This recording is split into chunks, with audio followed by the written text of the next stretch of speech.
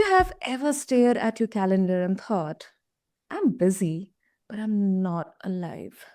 This episode is for you. Because purpose isn't just a poster, it is a practice. And honestly, it can be messy as hell. Today, listeners, we are going to talk about how purpose and profession actually line up in a real life. Not in a cute quote way, in a rent is due and my mental health is fragile way. Welcome back to Mind Over Masculinity. I'm your host, Sana, and this is the space where we get real about identity, pressure, emotions, healing, leadership, and yes, masculinity. The kind we inherited, the kind we perform, and the kind we are trying to rebuild without losing ourselves. Listeners, today, this conversation is personal because it is our guest story of how he ended up helping people align his purpose with his profession. And we are going to explore it with someone who's built an entire framework for this. And quick note before we jump into the conversation, this episode is not a quit your job tomorrow and go live in Bali fantasy. This is about alignment, integrity, impact, and the uncomfortable truth that sometimes your purpose will ask you to grow up before it lets you blow up. Listeners, meet my incredible guest, Florian Kemmerich. Florian, welcome to the show, and it's an honor to have you here with us. Thank you for such a beautiful introduction, Sana. It's really great to be here with you. And I'm looking forward to a conversation around a little bit me, myself, but very much also to encourage and inspire others to find their purpose, to make something out of it. And therefore, life is in a very different light. Absolutely, absolutely. Beautiful. Florian, you are an impact investor, you are serial entrepreneur, purpose strategist, and also global keynote speaker. You have written a book on vocation, how to align with purpose, with how to align your purpose with your profession. So before we, begin to explore your story in there, I would love to know, like, when people hear purpose, half of them roll their eyes because it sounds like, everybody's saying it online. It's just, it's all about branding.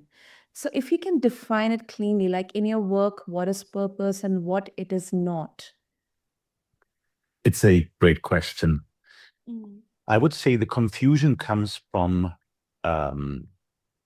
is actually a fundamental flaw of humanity. We are Mhm. born fragile. And so, as a parent, what you want for your children is that they are strong and they know how to sustain themselves in life.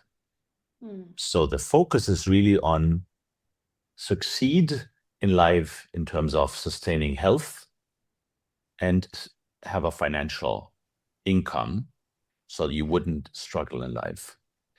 And then when we talk about purpose, very often as parents, which my father did the same, saying, yeah, that's fine, it's good, but you need a job and you need to Mm. earn money, because you need to support a family and have Yeah. kids and have them growing and being on their feet alone. And this is where the word purpose is actually misunderstood, because purpose is not something to shine, something it's nice, it's there, maybe do something a little bit. Very often it's also, I focus on first making money and then I want to give back and I want to do good. Once I've made it, I send the so-called elevator back. But this is not what it's meant to be. Because purpose is actually, if starts when you are a child, usually the age 4 to 10, is you have dreams. You want to Mm. contribute to the world. You want to contribute to the planet, to the people, to your community. And this is what you're really, because you care, because you do not wonder how to support and sustain in life. And this is where purpose is then very quickly done in the corner, saying, yeah, I know, you have a passion about it, but honestly, get the job and do things right. And Mm. so this is where I would like invite people to actually totally think different. because purpose is not something you find. And you should, if you're not focusing on a purpose, actually, you're only looking outside and you're reacting to life, whether something works well or not. Yeah, and that puts a stress on you, actually, because it's a externally imposed pressure, anxiety, things you might have, rather than for you to ask yourself, what is it, what I really care about? And if you decide to actually build this out and do something with it and use purpose as a guiding light for you to have a better life and a greater meaning, which is bigger than you, life is still hard and life will still, put you on different tests and things. But if something is greater than you, it is all worth it. So the stress is not an external stress, but is actually a challenge you put into yourself, which comes from inside out. And this is where, sorry for my long answer, but the misunderstand, where maybe purpose is misunderstood, where it is actually something I discover in myself and I decide what I do want to do with my life rather than just doing what you're supposed to do. That makes it so clear. And specifically, one word which I absolutely now I can relate to it is reactive. Like instead of someone or something, just kind of placing you on a path or in a place, you know what you are doing or maybe what exactly you want to do, and of course it probably won't be like smooth sailing, but then you are mentally, physically, emotionally ready to face the challenges. And in the interest of time, Florian, if you can also share your journey, like how you discovered your purpose. Yes. So, I grew up in a small village no, actually, I moved at the age of 5, 6 to a small village at the Swiss border, the German side in the Black Forest. Okay. And I was bullied at this time, even physically aggravated. And so my parents said, okay, we need to help our child to just, to succeed in life. And they put me in judo classes, as a judo to strengthen myself, which was hard for me. I did this, and then I went all the way in 15 years, in the national team, the Bundesliga, competing internationally, several awards. But it wasn't me. It was something I would do only based on, again, external factors and reacting to it. Then I decided to stop this after high school. And I wanted to become a stand-up comedian because I love music and I love to entertain people. And that's where the phase was, where I had selected a dramatic art school to prepare myself for my passion. My father said, you know what? There are great artists out there, but the big problem is actually that you might not make a living. There are great artists out there. It's a hard life. Maybe you want to study something normal first, and then you'll try. So I followed my father's advice, as a good child, to study something normal, and I stayed on the normal. And I joined a healthcare group, and I worked 15 years my way up. And at the age of 33, I had the success I wanted, which was basically running a company, having a family and a home. And that was the moment where I asked myself, so the next 33 years, what do I do? Bigger family, bigger company, bigger home. And I actually started to just ask myself, I'm not living my life. I'm living a successful life I was supposed to be, but this is not me. Actually, I don't know me. I don't understand myself. And so I have sequential experiences where I basically started to understand that I have been the absent person of my own life and also my own education. So my education gave me all the tools to make a living, but not to make a life.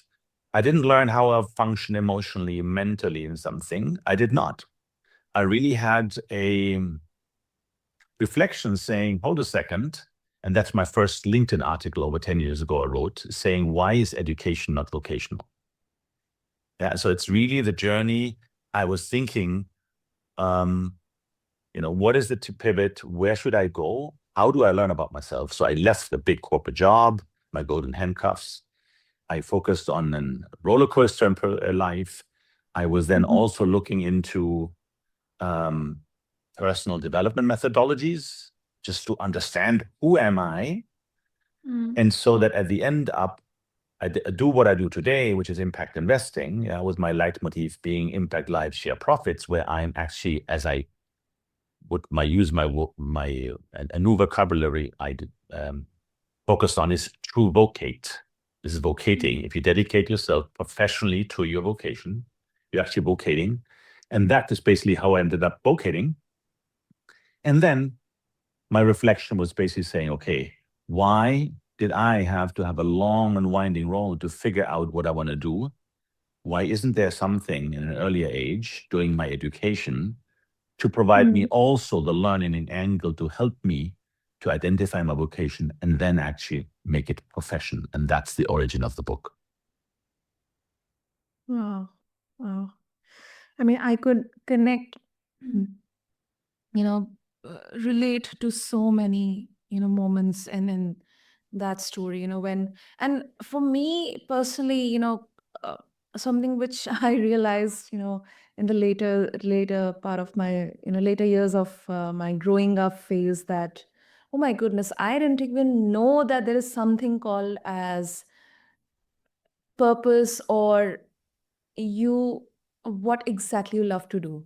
I'm just meant to follow the template here set, that, good grades, good college. I mean, yes, I'm not saying, or I'm not discerning that, education is necessary or not necessary, but at least that realization, it dawned upon so heavily, on me, that, oh my goodness, I didn't even know that there is an option to actually explore what exactly you love to do. And this is like, before even, internet, or social media. um and Florian, a very kind of a different question here, like, because we are on Mind Over Masculinity, um and it kind of comes to my mind, like, where in this, entire journey, uh I mean, like, masculinity had to play a role here, like, for you. Was it around the idea, because in this culture, men can turn anything into like a scoreboard, like it's money or muscles or titles or even healing or even purpose. So especially when we talk about men, like, how do we stop purpose from becoming just another performance, like, look at me, I am impact driven, while emotionally they are still unavailable. It's a great topic. So, on the term of masculinity, it's usually it's a synonym of being strong, going out, succeeding.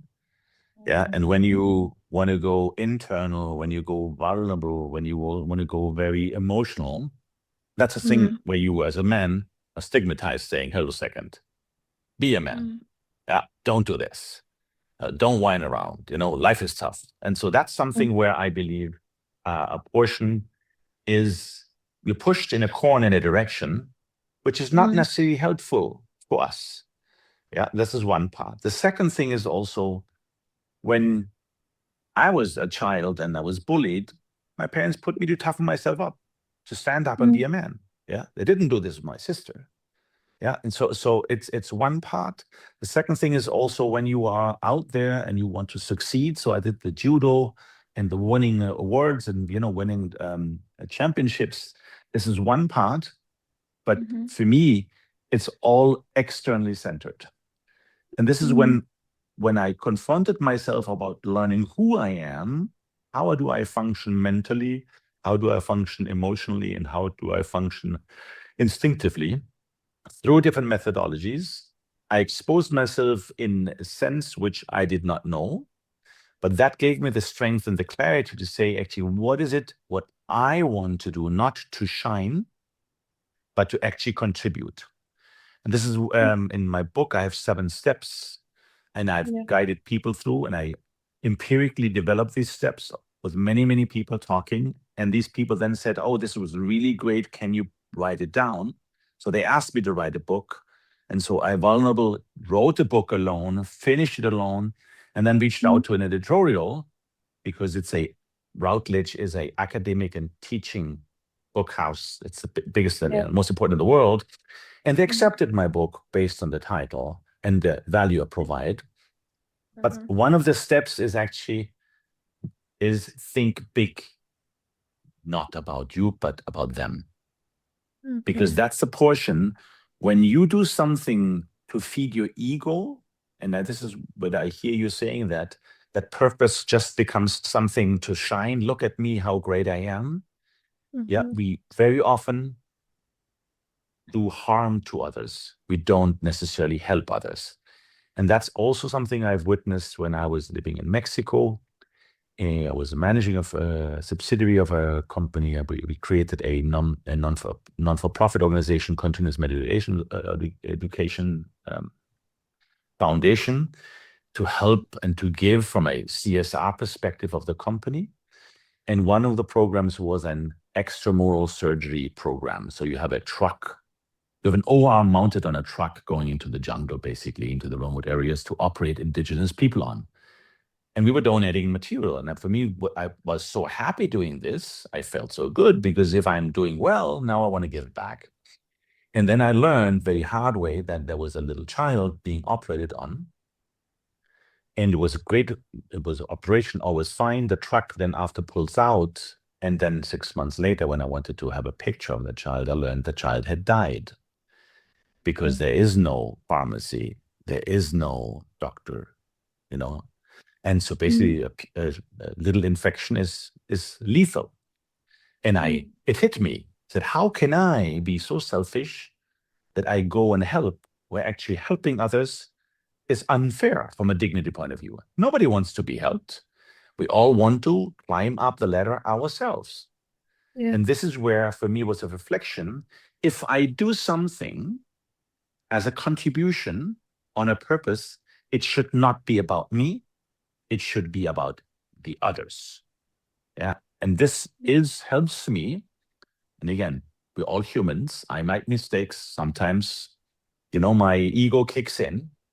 Yeah. And this is where I know to temper it down, saying, hold a second, what I'm doing is not for me. What I'm doing is for the others, is for because I'm trying to put me in the shoes of the others. And that helps me to avoid that purpose just becomes another trophy to fight for, but really something to contribute to humanity and to the planet. Absolutely, absolutely, no doubt. I mean, it isn't a slogan or a single passion. It's a direction of service. It's what you repeatedly feel called to contribute in whatever capacity it is. I mean, even when it also feels inconvenient, and it's not always joyful, but then, as you mentioned, purpose, it often also includes responsibility. So I really love what you said. Sana, when I found myself in a corporation, in a great company, there's nothing bad about it. In the Yeah, healthcare sector, where you actually contribute, this is exactly. all good, Mhm. but it's like someone studying to be a doctor and then finding out actually my vocation is not the service to heal Yeah, others. Yeah, it's yeah. actually something different. So you feel strange. Yep. And that is what's Yes. happened to me. So I'm not telling, as you initially said, to people to leave your job and do something else. No, just figure out for you what is important, because you can actually change things beyond you. Actually, the book right now, it's 3 books. This is the first of 3. It's a trilogy. Yeah. So this is the On Vocation, how to align your purpose with your profession, which is in a Mm-hmm. sense individual leadership as a force for good. Use a vocation to leverage it. And you can also, in today's world with AI, even more important, because if you want to compete with AI, you will lose the game. If you want to leverage AI, because the threshold to innovate is much lower. Yeah, Yeah, because it's easier, faster, and cheaper to do. So you yeah. can really innovate. And if you are in your zone with your purpose, it's really fun. Yeah, that's Mm. one. Yeah. But the second then is you can translate this to organizations. Yeah, the second book, which I'm about to finalize and will submit early next year, is On Vocation, How to Align Your Purpose with Your Business. So it's the Yeah. 7 steps again, but in an organization context, which I experienced several times, and I will tell about it. Also, my experiences through my own life in a context of the company, which I didn't do in the first one, because Mhm. then you can actually leverage organizations, companies, in a sense, to a greater purpose collectively, not just on an individual effort. Yeah, and the last book, the third one, then, let's see when I have time to finish this one, is actually On Vocation, How to Align Your Purpose with Your Capital. Yeah, so if Yeah. you have money, what can you do with it to drive purpose?